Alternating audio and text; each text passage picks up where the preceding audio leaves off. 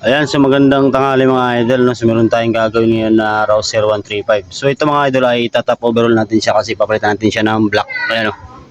Bagong black. So ang ilalagay natin na black ay Boxer 150. So paano bang pag nag-top overall tayo, ano bang mga dapat tanggalin, no? So pinakauna, ito yung bracket dito tatlo. Ayan, tinanggal ko na kasi. Tapos itong tornilyo na to, tapos tambutso. Tapos meron din yan dito. Ayan. Tanggalin nyo rin yan kasi pagka binunot nyo yung block sasama kasi yan.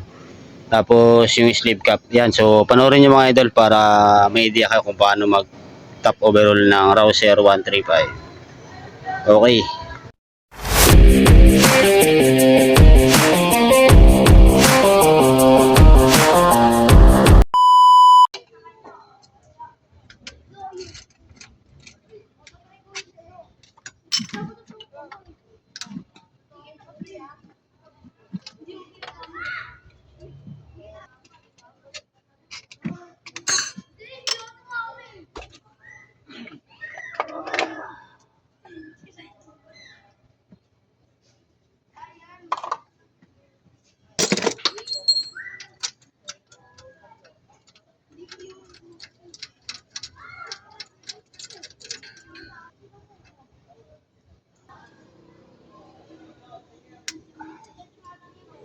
Kasi hindi nyo mabubunot yung sleeve cap pag hindi nyo tinanggal to.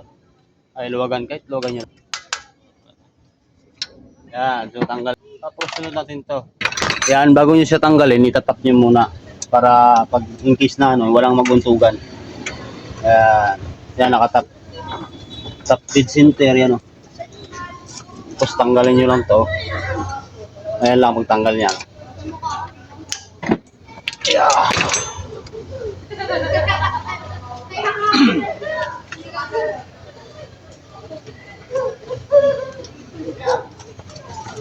Yan, tapos hugot na yun.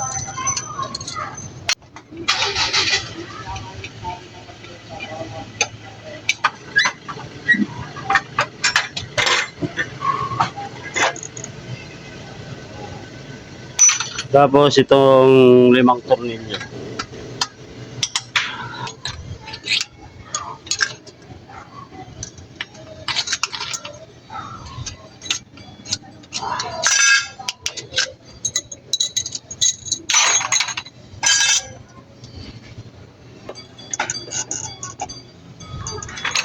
Ayan.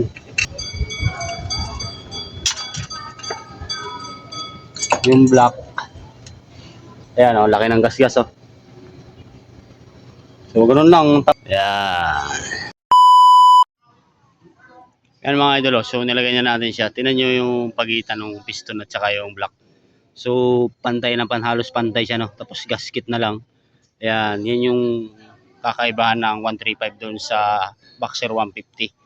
So ito mamaya tingnan natin kung ano yung takbo nito mga idol. So lagay natin ang head.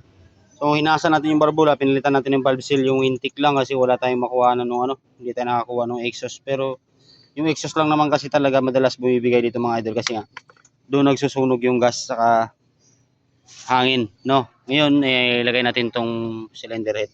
Tapos tingnan niyo na lang mamaya mga idol kung ano yung andar. Okay. Ayan, so ito na yung Rouser 135 mga idol. Nilagyan natin siya ng black, no. Ayan, lagyan natin siya ng Boxer. Boxer 150. So, malakas pa rin siya mga idol kahit stock lang yung carb. Doon naman sa gusto pang lumakas or mag-upgrade pa ng konti, pinaka-match talaga niya ay 28mm. Okay? Tapos dapat naka-open na yung carb para sulit ang bigay. Okay, so ito na yung andar niya ngayon. Napakatahimik na nito. Kanina kasi matik-tik to eh. No, pandarin natin ha. Ayan o.